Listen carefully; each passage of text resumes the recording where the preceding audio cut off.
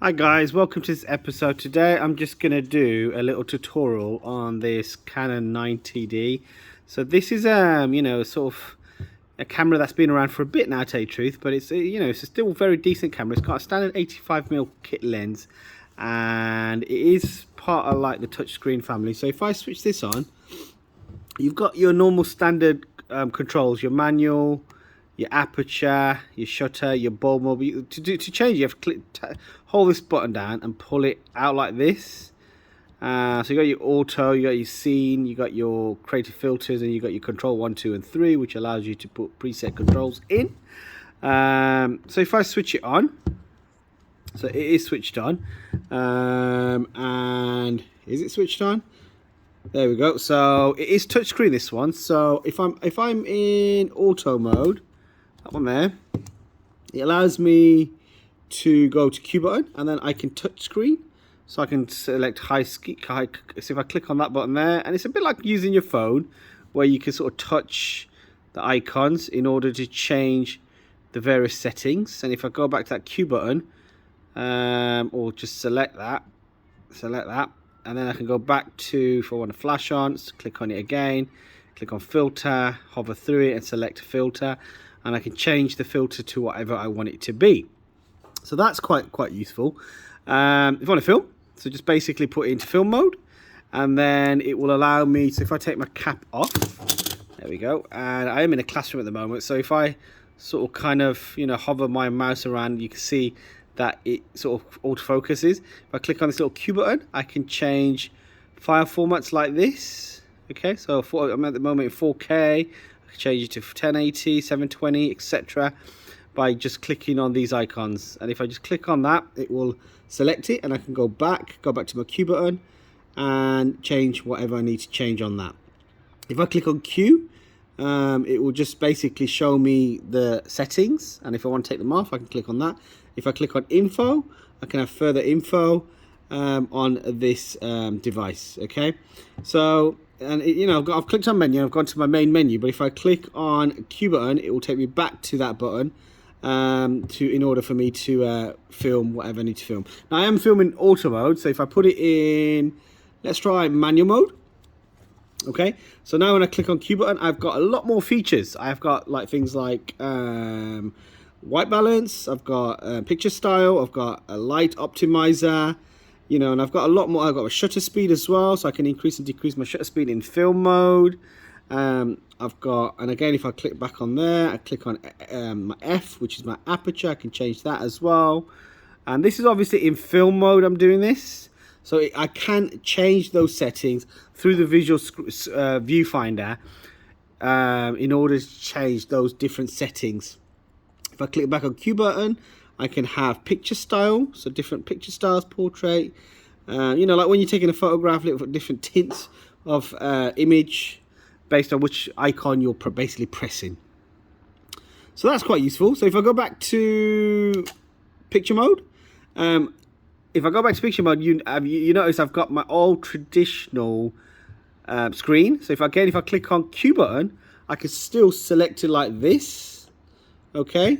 Or I can click on this little icon, go to my view, and then I can change it like so. So I click on my Q button. If I click on that, it takes me back to my old menu. And if I click on the Q button, I can click on these icons and change the aperture, shutter, ISO, etc. And if I click on the start button, it will take me to the digital viewfinder, and all I need to do is tap on these icons, and then I can change various things on this particular model.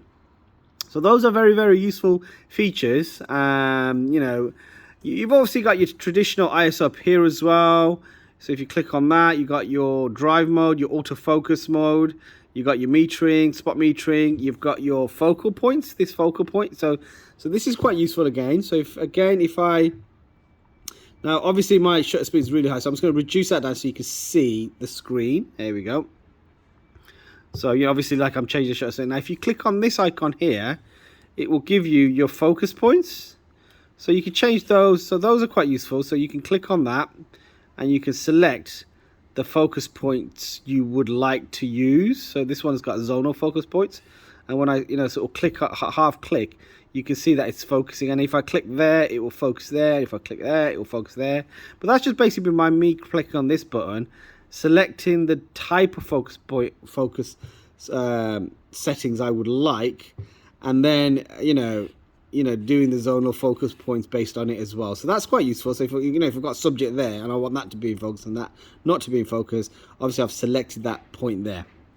So I really like that feature. I think it's very easy to get to. You just click on that, and then you can sort of hover through it on the videography finder. Me personally, I don't tend to, on this particular camera, I don't tend to use this, because obviously if you're using a camera, you're probably a visual person anyway, and just the fact that you can click off that, click on this Q button, and then be able to change all your settings via this visual form, to me is a no-brainer. It just makes logical sense for you to use it this way. It's like using your smartphone, and you can see how your aperture, your shutter speed, and your ISO are working in correlation to each other in order to get what you want. This little icon allows you to zoom digitally zoom into your space. Okay, so standard SD card. So I've got a class 10 in this one here. And you want a good card, obviously, as you probably know. So if I stick that back in there we go, and you got your hot shoe, you've got your controls, you've got this little icon dial here, sort of kind of focuses in your digital viewfinder up here. You got your standard bin. These icons never change; they're always there. You got your digital. This has got a nice grip on it as well, which I quite like. Your little toggle button here has got a nice grip. You feel like that's going to be quite durable on this particular camera. And obviously you've got your tilt, which a lot of these cameras nowadays have, to tell you the truth. I just think the next probably innovation for me would be the whole thing as a screen. I don't think any cameras have yet sort of kind of like probably been confident enough to do that, to tell you the truth. But if this day and age, I think this kind of formula of sort of changing your settings is much more responsive to camera control as opposed to using this formula. I think that's a bit sort of 10 years ago now, to tell you the truth. And a lot of people will probably be more comfortable sort of clicking on this and then going through all the settings via this platform as opposed to the other way.